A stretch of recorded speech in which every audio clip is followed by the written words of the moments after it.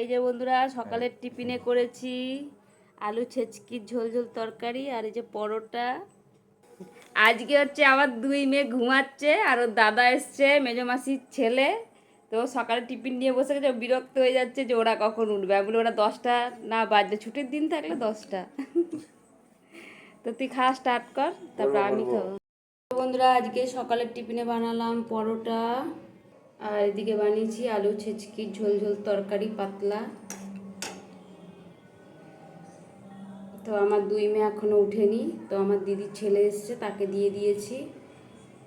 তো ছোট নিয়েছে তরকারি খাবে না, সে চা পরোটা নিয়েছে আর এই যে বড় ফিনিশ। এই যে এতক্ষণে আমি চা আর পরোটা নিয়ে বসে গেছি। তো এটা হচ্ছে আমার দিদির ছেলের জন্য। তো আমি তরকারি খেলাম না, বললাম থাক আমি চা দিয়েই খেয়ে নিই।